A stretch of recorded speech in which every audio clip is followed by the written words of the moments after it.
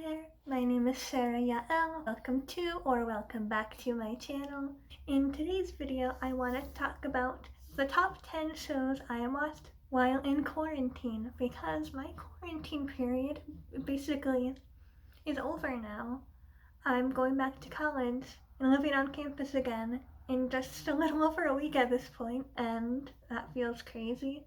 Like, I'm not sure I'm emotionally ready to be on campus again and for my senior year, which makes it even crazier because not only am I going back, but it'll be the last time I go back.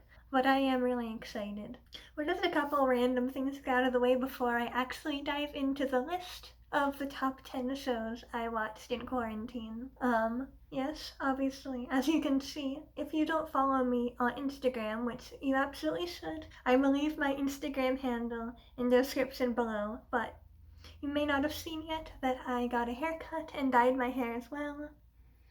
I've been wanting a pixie cut for years, but just every time I would go in to get my hair cut, I would chicken out and I would end up getting like a bob. But I really wanted to finally get an actual pixie cut, and so I did, and I'm really happy with it.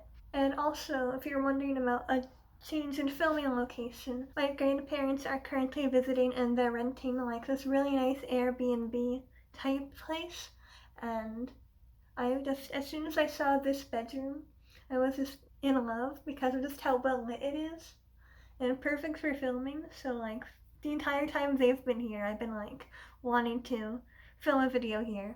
And so that's what I'm doing today, because people are like out at like the beach and stuff right now, and I just wanted to stay in because I was tired. And so I thought, now when I have the house to myself for like an hour, I thought that would be the perfect opportunity to film. So that's what I'm doing. So without further ado, let's just dive right in. So yeah, I watched lots of really great shows over the course of quarantine, some of which I have mentioned on this channel before, and some of which I don't think I've talked about here before. So it'll be really exciting to share some of these shows with you. Some maybe you haven't heard of, some maybe you have, and just recommend them to you and just gush about them for a little bit, because I thought that would be a fun and a much more like cheerful, happy way to commemorate this really weird period of time in which I pretty much did not leave my house. Again, we're making this a cheerful, happy, upbeat video, so let's just go ahead and talk about number 10 on my list, which actually isn't happy, cheerful, and upbeat, but I don't watch very many cheerful shows, I guess. So number 10 is Alice in Borderland. This is a show I actually kind of watched on a whim. I really didn't know what it was going into it. I just thought it looked kind of cool, and I was really interested in one of the actresses that was in it. Miyoshi Ayaka. She plays one of the lead characters in the show. And so I really just wanted to give it a try. This is a Japanese sci-fi, like, kind of thriller type show. And it's available on Netflix if you wanted to give it a try. It came out at the beginning of this year. Was it the end of 2020 or the beginning of 2021? It was relatively recent. Only has one season out so far, but season 2 was confirmed and I'm really excited for it. How do I explain Alice in Borderland? It's really like wild and insane.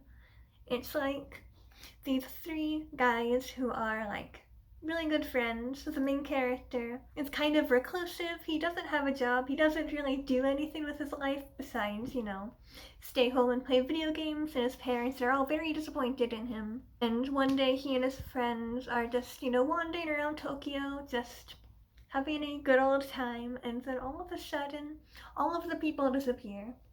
And suddenly Tokyo is just a big barren wasteland, and they soon discover that they've been kind of transported into an alternate version of Tokyo, in which the only way to survive is by playing and winning really bizarre, dangerous games. This is like one of the most intense and stressful shows I watched.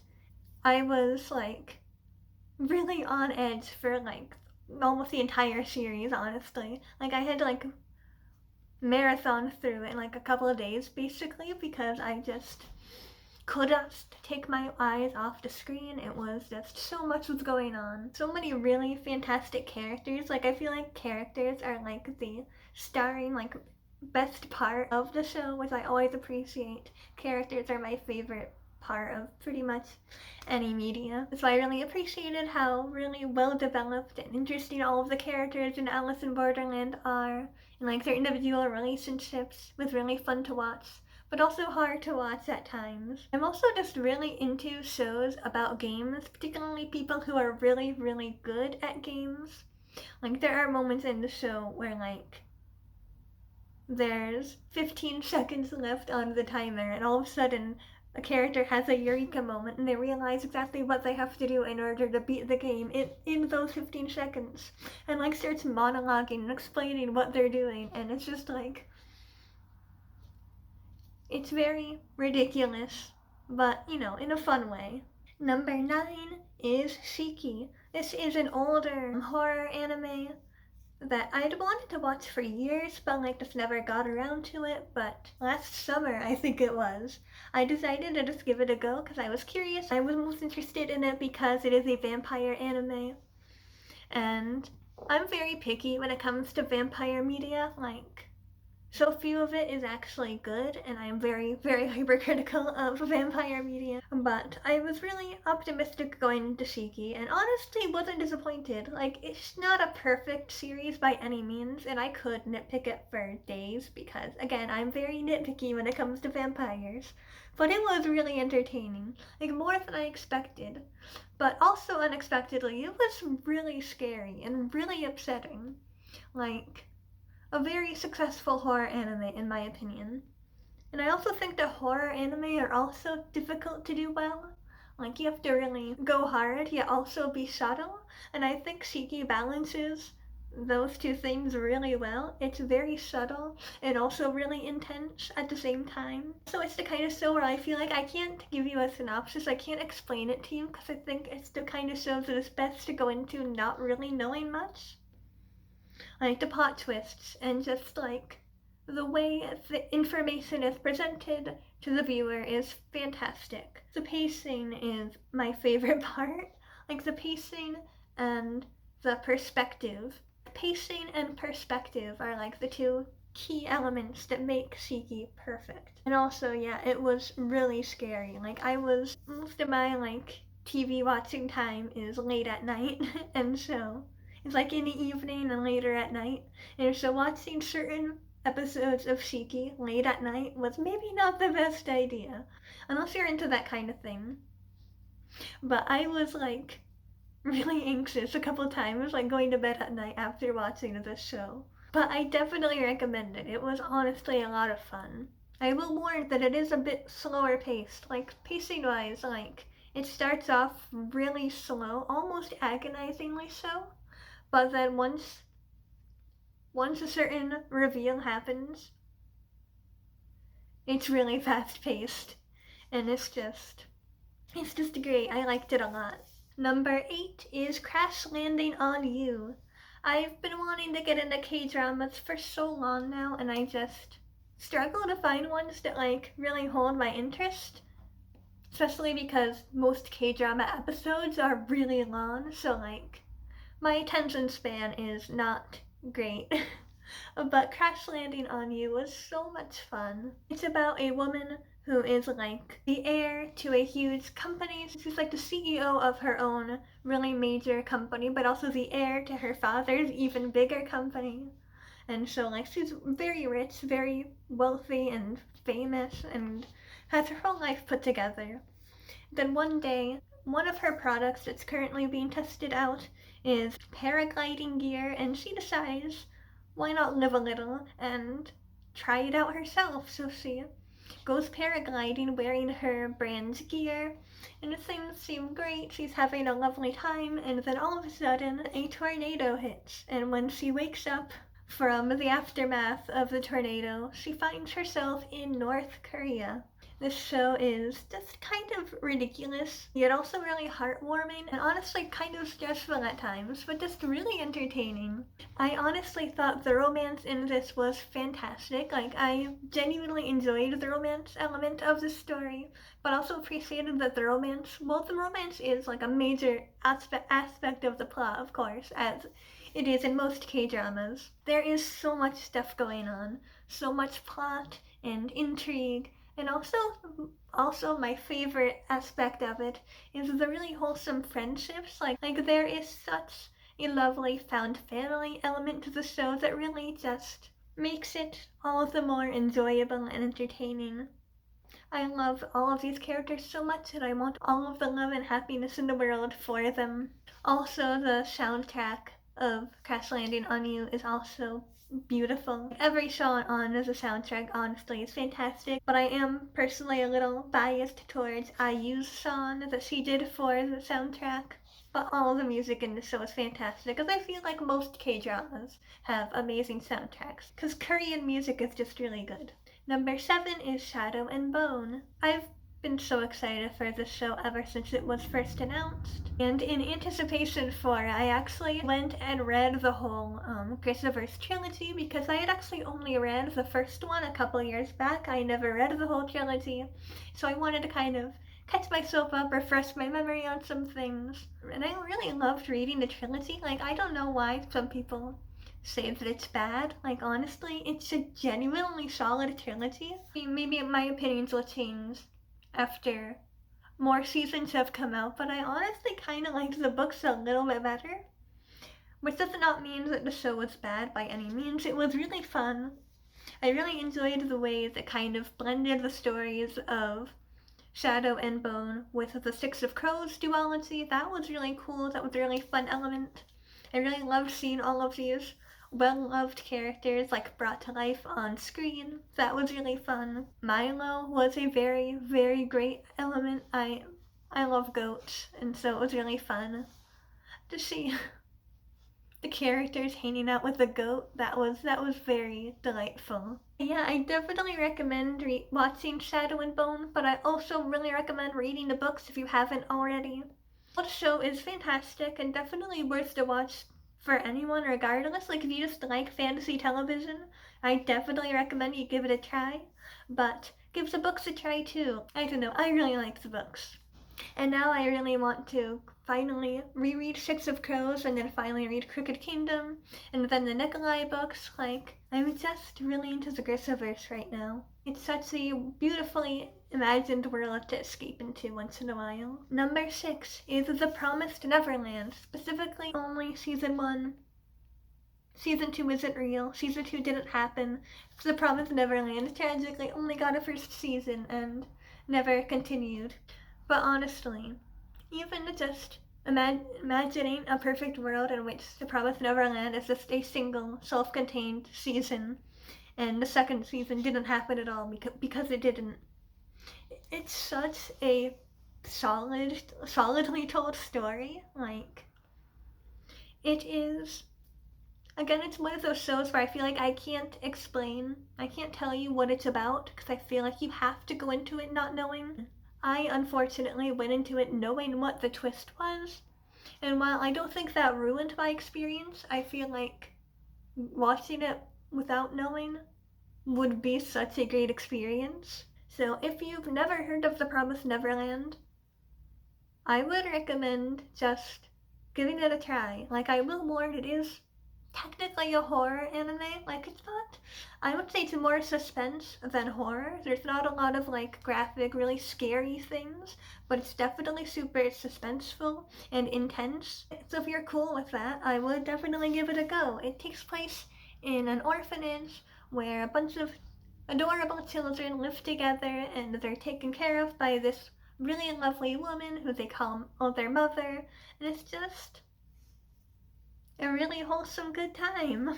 But honestly, like, the pacing of this is brilliant. Like, every episode basically ends on a plot twist, so it forces you basically just keep watching straight through because you can't just leave it on that, you have to keep going. And yeah, I watched this with my younger sister, we watched this together, and it was such a great experience. We had so much fun watching it, and it's like trying to theorize and figure out what's gonna happen next as you would watch. Number 5, Infinity Train. This is a show that I went to completely blind because I genuinely had never heard of it. I didn't know what it was, just my younger brother was like, hey, I hear this show is good, let's watch it together. So we did, and I am really glad we did because it was amazing. I'm really heartbroken that like the likelihood of getting a continuation past season 4 is pretty much non-existent at this point. Like I'm still crossing my fingers that we get a season 5, at least a season 5. But at least what we got so far was all really genuinely good. Infinity Train is kind of like all of the seasons are interconnected. They all take place on the same place as the Infinity Train, like this weird magic train that helps solve your problems. But it's also kind of more of an anthology because, well, all of the seasons are technically connected in some way. They also kind of tell their own self-contained stories. So, like, each season follows a new set of main characters. All of the characters in Infinity Train are fantastic, really well developed, really interesting characters and people you want to learn more about and root for. The show is also really weird. Like, one of the main things about the show is obviously the Infinity Train itself. A train is basically its own character, and like all of the train cars take you into like this different universe. Like there's a world ruled over by corgis. There's a train car that's like this beautiful autumnal forest. There's all kinds of stuff. And in all of the train cars live various people and creatures who you can befriend and get to know and help you on your journey. The whole thing with the series is that it starts out with like a person from our world who has a problem, is struggling with something, and then accidentally stumbles upon the Infinity Train, and then now they're stuck on the train and have to navigate it and explore and try to figure out their way to get back home. It's really fun. I really loved it. Like I said, I really hope we get a season 5 because there are a couple loose plot threads that I really want to get explained. And we're supposed to be getting the explanation. Season 5 would be the explanation to at least a few things. And I really hope we get it. With Infinity Train, I really love it in particular because it's not technically a children's show. Like, it originally aired on Cartoon Network, but ended up getting removed from Cartoon Network and switched to HBO Max because it was kind of too dark. Because there's a story that it wants to tell, and it's not necessarily not for children. Like there's nothing inappropriate in it, nothing that a child couldn't watch, but it's more geared towards older cartoon watchers like me. And it's really frustrating that we don't get a lot of cartoons that are kind of in between, where they're not like the really raunchy, weird adult cartoons, but they're also not the really, child-friendly little kid cartoons. Like there are cartoon viewers who want just really entertaining, really interesting stories. And Infinity Train is that. So if you're that kind of person who really likes cartoons but wants something a little more introspective and psychological and interesting, Infinity Train is a whole lot of fun and I highly recommend it. Number 4 is Fruits Basket, specifically the reboot that is... Did it end? I haven't seen the last season yet, but I watched the previous couple seasons, and I really loved it. Like, I watched the original Fruits Basket years ago when I was a teenager and really loved it. And just watching the new Fruits Basket and, like, getting the fuller version of the story has been so much fun. I'm really excited to watch the final season because, well, I don't want it to end because I love it so much. I also really want to know how it ends. Like, I'm really excited to get the full picture of the story and these characters who I love so much. Like Fruits Basket, like I feel like I don't have to explain what Fruits Basket is. I feel like you probably already know. It's such a well-beloved series, and if you haven't watched it yet, I definitely recommend you do so. Honestly, like the original 2001 anime will always live very dearly in my heart. But honestly, I don't think you need it. Like, sometimes when a show gets a reboot, I still would say the original is still important, still special, but like, I feel like the new one is so genuinely good, and like, just tells the story in such a great way that I feel like it works perfectly on its own. I don't feel like I'm missing anything that I got out of the original, although it also has been like a really long time since I watched the original, so maybe I'm forgetting some things. The reboot is following the plot line of the manga. From what I understand, as someone who hasn't read the manga, I think it's like a perfect adaptation, like the Fruits Basket version of Full Metal Alchemist Brotherhood, but better, almost, because I still think Brotherhood, while a great anime, I still will recommend you watch the original 2003 version as well. This is such a great show, such a great reboot, such a great just anime in general. Like, everything about it I love. The thing I love most about it is the fact that because we're going so much more in-depth and getting the full effect of the story, we get to really focus in on so many more of the characters. And I feel like I just know these characters better. I feel like they're my friends now. Watching Fruits Basket just feels like being home. Which, any show that makes me feel that kind of warm and fluffy inside is a really good show. Number 3 is The Owl House. This show is amazing. Like, I really loved season 1. Like, I watched season 1 last year? Was it last year? Or earlier this year? I don't know. I watched season 1 and really loved it. And now we're currently, me and my younger siblings have been watching season 2 as it airs. And season 2 is fantastic, brilliant. Like, season 1 was amazing. The Owl House is just such a good show, but my gosh, season 2 has been nothing but perfection every episode. There's been moments where I'm like, I genuinely can't believe this is airing on Disney Channel. It's not only is it just a really great show, like, it's really imaginative, such great world building, such great characters, but also the queer representation is ridiculous. Like, it is the representation that people have been dying for years, that we're finally getting it on Disney Channel. Like, not to spoil it, but I feel like it's not really a spoiler anymore, but main characters Luce and Amity are officially a couple now. Like, it was pretty obvious that a romance was building up between them. Like, it was very, very much obvious. Like, it was not subtextual. They were very clearly having feelings for each other, which on its own was amazing and groundbreaking on its own. But the way that they confessed to each other and are now officially girlfriends is amazing. I'm just like really giddy about it still. There was also recently a non-binary character who was introduced. They have a relationship with Ida, and this show is great. I am enjoying it immensely. And I can't wait for more episodes, although I am devastated that, I don't know if it has to do with the queer rep or not, but season 3 was announced to be the last season, so I'm personally hoping that just means that they have a set ending already and that they're just working towards this ending. Kind of like how Shira was, where Shira pretty much had a set beginning, middle, and end. I'm hoping that's the reason The Owl House is ending so soon, even though I wish it would continue on a little bit longer. But regardless, I'm going to enjoy it to the end because it's so good. Number 2 is The Haunting of Bly Manor. I actually haven't talked about this show yet on my channel, even though I watched it like months and months back.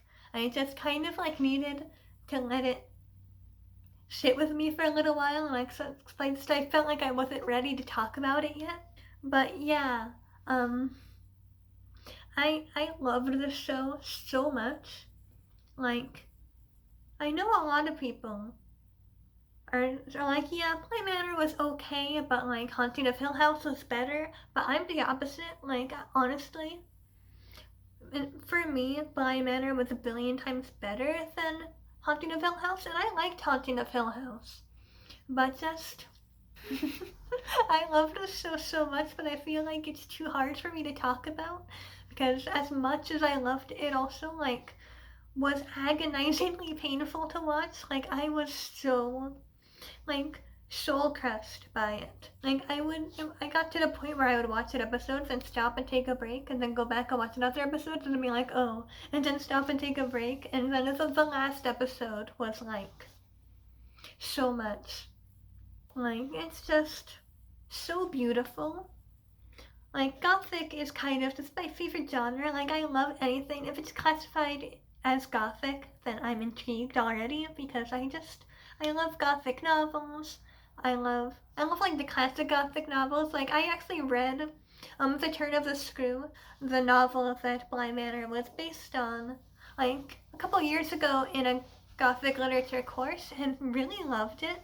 Like, it's a really like dense, slow story and very weird, but like I really liked it, and so when I found out that Haunting of Bly Manor was based on that, I was so excited. And I thought it was a perfect adaptation, because it wasn't really just an adaptation of The Turn of the Screw. It's really cool because it was actually based on a bunch of the stories written by the author Henry James, like a bunch of his short stories, as well as The Turn of the Screw, which I thought was so cool, and the way they were all incorporated into the story was so cool. It really has a strong found family element to it, which I kind of liked better than the family drama element of Hill House.